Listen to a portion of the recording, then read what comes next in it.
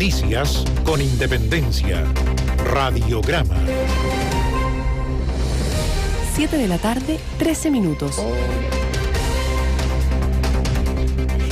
El gobierno entregó parte de sus propuestas a las organizaciones de pymes en el marco del llamado Pacto Fiscal para el Desarrollo, que involucra medidas contra la informalidad y lo que está llamando un monotributo. El Ejecutivo está pidiendo a la oposición y a los sectores empresariales comprender que aunque harán concesiones, aumentar la recaudación no puede salir de la propuesta.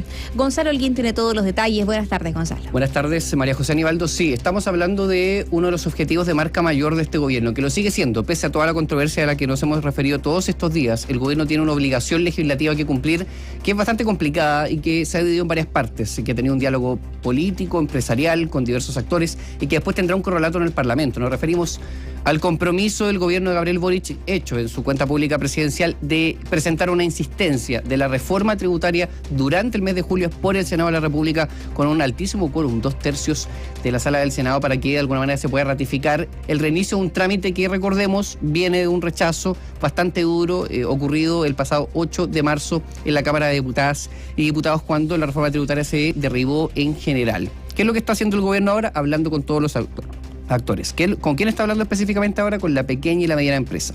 ¿Qué le propuso? Bueno, finalmente llegó el momento de poner ideas sobre la mesa y al parecer lo que se ha puesto sobre la mesa está llenando el gusto de las pymes, por lo menos en teoría. ¿Por qué? Porque se ha planteado un sistema de monotributo que permitiría que las empresas en formación o aquellas que se van a formalizar, recordemos que dentro de esta política o dentro de esta estrategia, y por esto se llama Pacto Fiscal para el Desarrollo y no solamente una reforma tributaria, hay medidas de corte administrativo o medidas que están por fuera de la reforma que también involucran el aumento de la formalidad en Chile, que sabemos que tiene una realidad en cifras bastante peligrosa y complicada. Hay que decir que la propuesta busca que exista una reducción de impuestos bastante importante, sobre todo en el primer año, que puede llegar incluso en algunos casos al 100%, considerando que se reducirían impuestos como el IVA y el de la renta, y también habría una política para terminar o tratar de reducir durante este gobierno la informalidad, que sabemos que es un problema importante, un dolor de las pymes. Es en ese marco que la ministra del Interior, Carolina Toa, habló en el sur del país para referirse al desafío que está detrás, a decir que la tesitura es la de este gobierno y la de otros, que es que necesariamente para implementar las medidas que el gobierno necesita implementar en materia de emergencia, de salud, de educación y tantos otros temas, es imprescindible que haya mayor recaudación, y para eso sí o sí se necesita entender que el balance estructural debe mejorar. Escuchamos a la secretaria de Estado. El balance estructural nos está mostrando hace varios gobiernos que estamos necesitando gastar más de lo que logramos recaudar. Y ahí tenemos un desafío que resolver. Tenemos que hablar cómo, pero es evidente que ese problema nos está acompañando y que no estamos llegando a cubrir las necesidades que como sociedad definimos importantes de llevar adelante. Bien, hay que decir que CONAPYME es una organización de pymes que ha sido cercana a la oposición, que incluso en el pasado ha llamado a, por ejemplo, rechazar medidas como el salario mínimo en algún momento de su trámite. Esto para ilustrar que no estamos hablando de una organización que sea muy proclive a apoyar al Ejecutivo. Sin embargo, sus declaraciones recientes han dado cuenta de que la propuesta que se ha hecho de parte de la subsecretaria de Hacienda, Heidi Werner, a estas 15 organizaciones de pymes durante esta semana ha llenado el gusto de alguna forma a este sector. Por supuesto que el alcance está en lo más importante, que suena bien en el papel y que tiene que implementarse en la práctica. Escuchamos a Héctor Sandoval, vicepresidente de la CONAPYME, señalar que a su juicio lo más importante es tener una política seria para comprender la dimensión del problema de la formalización. Habla de más de 2,5 millones de trabajadores que están en situación informal. Combatir en forma seria la evasión, la elusión. Tiene que haber políticas serias respecto a la informalidad. Aumentan día a día los números de informales, casi un 27% de la mano de obra en empresas informales, más de 2,5 millones de personas.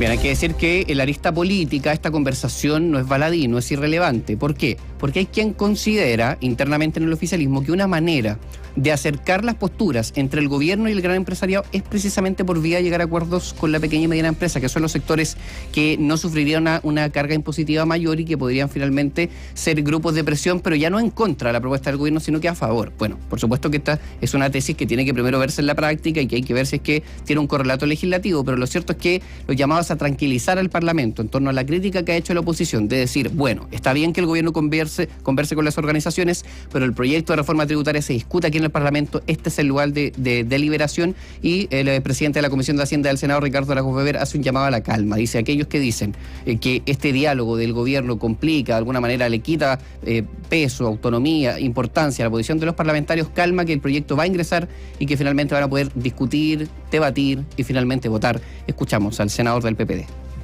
No puede estar tan insegurizados esos parlamentarios que creen que los van a reemplazar unos empresarios.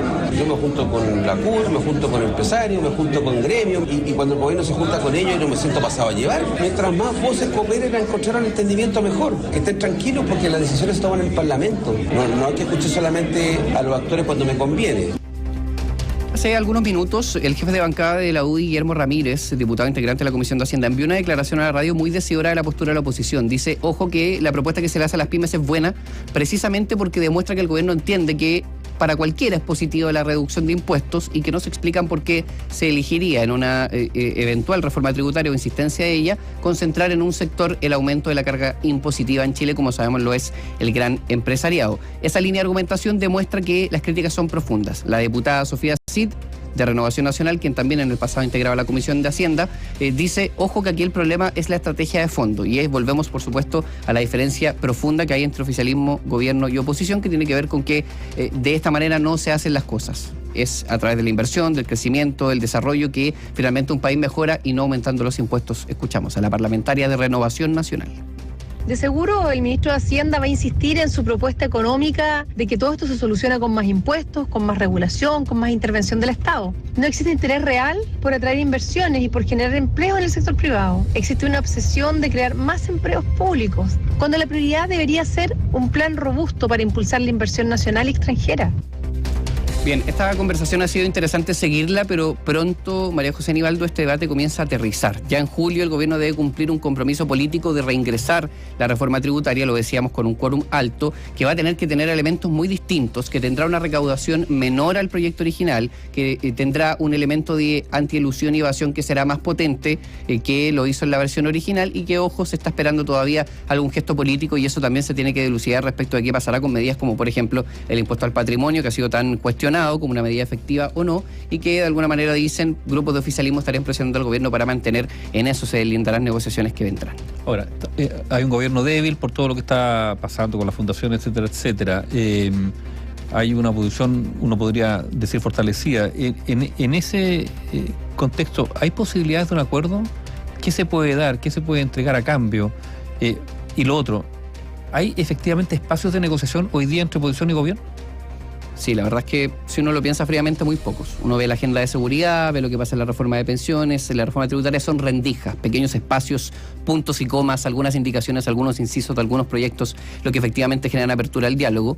Pero el gobierno aquí tiene una oportunidad quizás de demostrar, a propósito de todo lo que está pasando con el tema de las fundaciones, que el tema de la reforma tributaria y su insistencia deberá sí o sí traer, quizás puntualizado específicamente, un informe financiero que detalle para qué se quiere recaudar y en qué se van a utilizar esos dineros, una carta Gantt, por decirlo así, muy clara, muy específica, que en general no es algo que se pida tan puntualmente. Sí el informe financiero, pero no quizás el destino exacto de los recursos, en qué dimensión, porque eso también involucra un estudio más acabado de las capacidades de recaudación que tienen. Sabemos que las reformas tributarias usualmente proyectan una recaudación, después logran, no siempre un poquito todo, menos. Un poquito menos, claro. O mucho menos a veces.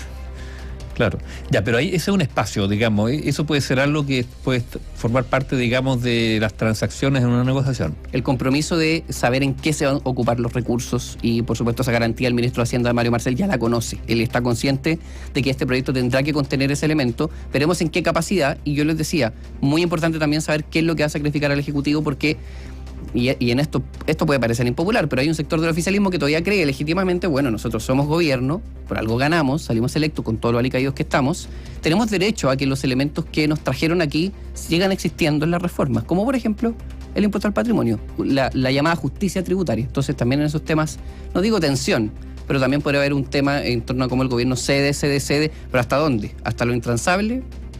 en esos límites se verá tanto la reforma tributaria como, ojo, la reforma de pensiones, que también tendrá un debate en ese sentido. Si graficamos esto como una especie como de carrera, Gonzalo, donde la oposición primero ya rechaza en la Cámara de Diputados la idea de legislar, eso es un gran revés para la moneda, luego de eso comienzan las conversaciones nuevamente con el empresariado, con las pymes, con la misma oposición, se avanza un poco en esta carrera para poder lograr quizá la posibilidad de llegar a un acuerdo con las nuevas medidas que van a incorporar el ministro Marcel en lo que es este proyecto que se conoce a fines de julio. Lo que está sucediendo con las fundaciones hace que todo el camino recorrido desde el rechazo a la idea de legislar hasta la fecha se haya perdido, o aún así podríamos decir que hay una mayor disposición en la oposición para poder trabajar en lo que es la tributaria. A mí me parece que no. En el caso de la tributaria no veo mucha disposición, la verdad. ¿Por qué? Porque las tesis son muy distintas. Aquí están enfrentadas posiciones ideológicas profundas. En el fondo, ¿cómo crece un país? Tan profundo como eso. Hay sectores que están muy endurecidos en la idea de que el aumento de la carga impositiva no va a funcionar, que va a generar contracción, el efecto contrario. Entonces, esa posición es tan dura que la verdad uno ve yo diría que en este momento la reforma previsional tiene mejor futuro que la reforma tributaria, pero por eso también hay que ver en qué condiciones la presenta el Ejecutivo. Y sí, respecto de la situación política en la que deja el gobierno, la situación que ha ocurrido con Revolución Democrática, con las fundaciones, este tema que está en desarrollo, sí lo impacta. Por supuesto que lo impacta. Hay gente, internamente hay gente que está declarando terminado este gobierno. Y no todas las personas que lo dicen son de oposición. Y cuando digo terminado es como, bueno, en el fondo ya está, ¿no? Como se cayó el estante. Un diputado hoy día me decía, se cayó el estante, entonces ¿con qué condiciones hay para conversar? Pero los objetivos siguen siendo los mismos y quedan 2 años y medio de gobierno. Locura fuertísimo. Sí. O sea, que diputados oficialistas... La desafección también es complicado. Es algo que dicen privado, no te lo van a decir. No, por supuesto claro. Que no, pero en esa situación estamos. Entonces, esa conversación se ha debilitado, sí. Al punto de que ya no puede avanzar más, quizás no. Y ahí es donde hay quizás esperanza y espacio para que de alguna manera tanto el gobierno como el oficialismo puedan llegar a un acuerdo político, pero las cosas tienen que ocurrir, y ojo con esto, y que es muy relevante, tienen que ocurrir también en tiempo y forma. El presidente de la República se autoimpuso el mes de julio, lo hizo también, por ejemplo, con la ley antiterrorista, que es algo que es un desafío difícil, y tiene que estar la reforma tributaria insistida el mes de julio. ¿En qué condiciones? Lo dijo en la cuenta pública. Ahí. Está ahí. Gracias, Gonzalo. Buenas tardes. Buenas tardes.